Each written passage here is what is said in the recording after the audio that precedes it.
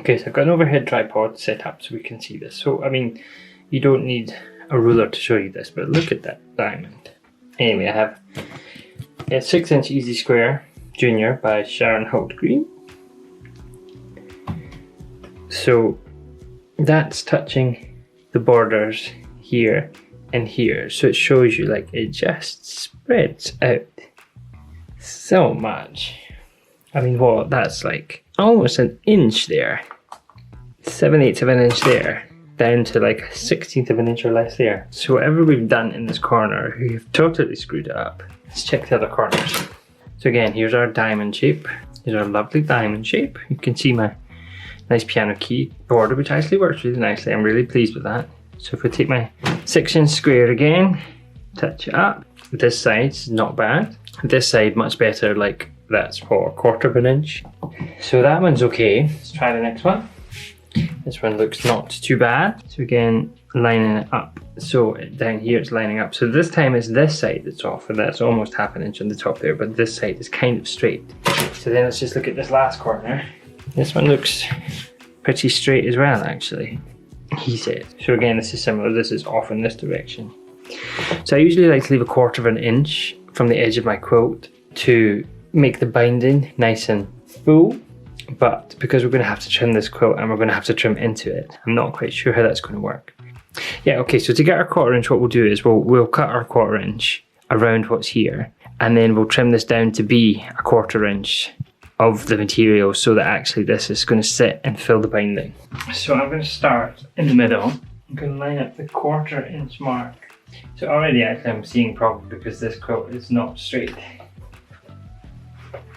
Sections of it are... Yeah, okay, this is fun. This quilt is... I don't know what's happened to this quilt. It's just higgledy-piggledy. You can see that this is straight here, but then the line is tapering in here. So I'm going to cut 1/2 inch away from the edge, and then I'm going to refine that.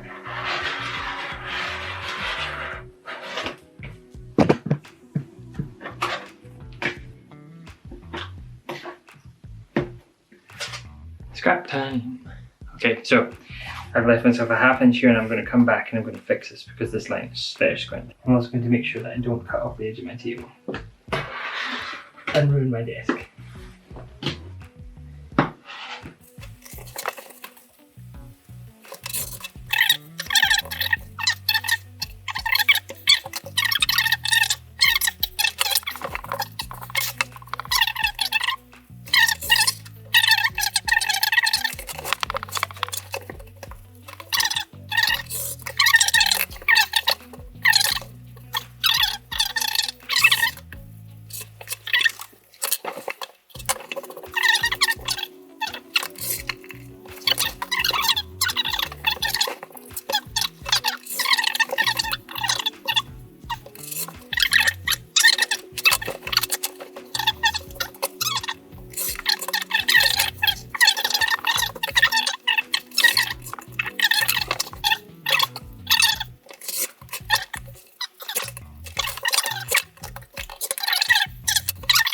I'm probably going to have to take that much off this corner and then try and even that up, because if I take another ruler down, that line then doesn't line up, which means this is going up. None of it's straight.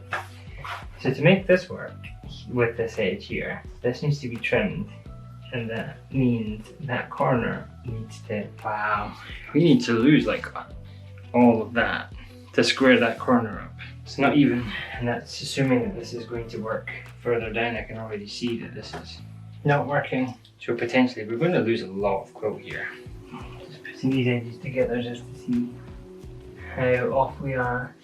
So luckily I have 2 of these big rulers. And what I'm trying to do is trying to see how much of this I'm going to have to trim off to make this corner square. Far it's looking like almost an inch to get it square, because this is all wonky as well. So this is the issue that I face, okay? To make this square, we need to make sure that this here is not going to go outside of that line. But then we've got to make sure that this here doesn't go outside of that line as well. So we put the 2 of those together, making an L shape at that angle.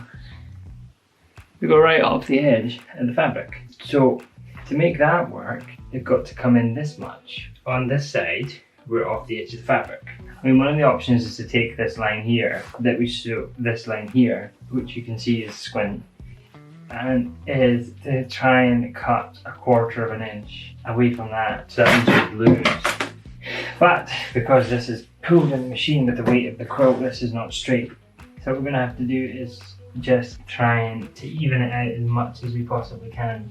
Sorry, we're going to have to try and average it out as much as we possibly can. I think this is the only way to fix this.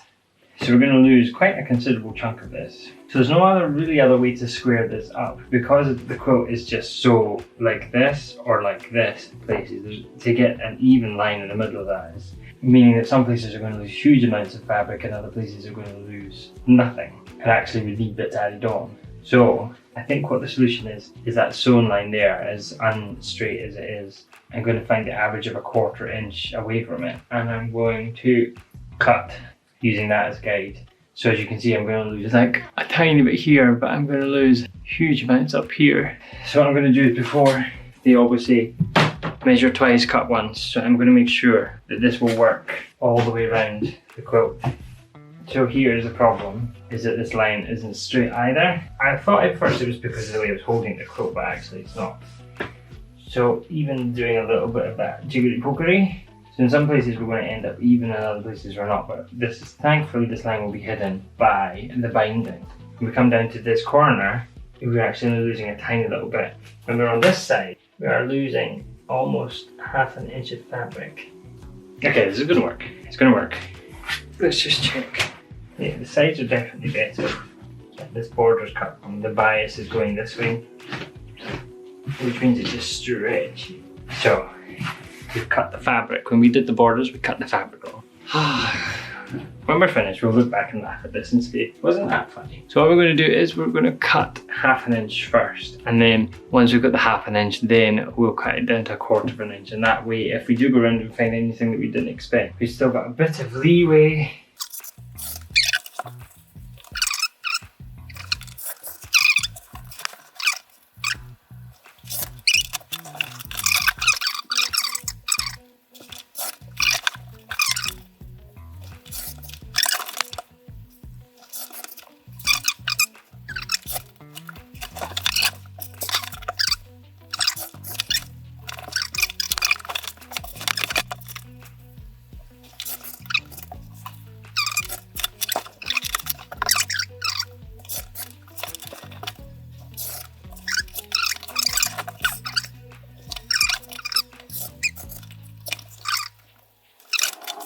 I think this is not bad indeed. There are areas where it's bigger and there's areas where it's thinner. For example, here it's about 1/4 inch, whereas here it's 5/8 of an inch. Corners have survived some places and other places have not. I mean, look at this one. You can see how much we've had to trim to make that work. So the next steps for this quilt, got all these threads, all these long ends that I need to knot and hide inside the quilt. It's going to take some time because there's quite a few of those. As I mentioned in the previous video, I don't have any binding for this because I didn't order enough fabric. So I know the colour, this is port, so we're going to bind it with this red colour here along the edge. So now that this is finished size, I can measure, work out how much binding I need and get that ordered, ×2. So I'm just going to lay this flat out on the floor, give you a quick tour of the quilting, and then that will be it for this part. And then the next part we'll make the binding for this and hopefully finish it. So as long as the binding comes in time, this will be finished well in time for the end of our June deadline. We might even get some of the second quilt trimmed and sandwiched and quilted, perhaps in time for the end of June, but let's not get ahead of ourselves. So let's get this flat on the floor and you can take a look. Okay, so this is where we've got to. We've laid it out on the bedroom floor, so you can really get an idea of what it looks like. So all these dog ear threads are needing to be tidied up and hidden, and you can see my straight lines here, so you can get an idea of the quilting here. So you can see where we've not quite managed in the ditch sometimes, and then other times we've been lovely in the ditch, but then this is where the seams don't quite match up. It's a really contrasting thread, and don't know why we chose that. But looking down here you can see, so what happened was we got to this square here. This was the last square that we could do without eating into these borders. So this here was just quilted straight lines in the ditch, and then we got down to the border, and what we did was just echoed those straight lines along here, but just added a little bit of a mitered corner with the stitching along there. With our outer border, we did 4 piano keys. So, we did 3 piano keys at each line with 4 lines, and then we just did these miters in the corner. So this is one of the good corners, goodish corners. This is a better corner because you can see it's almost straight. Down there, the bad corners that we're not going to look at. So yeah, it's looking not bad. And in the middle here, we've got our little bit of a fancier bit of quilting. So I'm going to flip it over and show you the back. So here's the back. I think I actually really like the quilting on the back here. Stands out nice, lots of straight line stuff. You can see the fluff fabric makes it really nice. The stitches kind of disappear, but it makes a really nice indent in the fabric, which is lovely. Lots of loose ends to tidy up. But here you can see, got a little bit of diamond, piano keys, squares on point, squares just normal, just to create kind of central motif, and then all this straight line stuff going around the outside. And I like here, this is my border, so this is the red border with these lines. Then this is the gap, and then this is the outside border. So you can see that bit puckering, not puckering, but just gathering fabric here. That's okay, it's okay. And then you can see up here in the corner that it created quite a nice pattern. Yeah, so all in all, pretty happy with it. Lots of problems though, lots of issues, which we've talked about, and lots of things from an inexperienced quilter from 6 years ago that we know much better now. But it's ready to be bound once everything's finished. So yeah, this is my log cabin UFO from 6 years ago. Almost finished.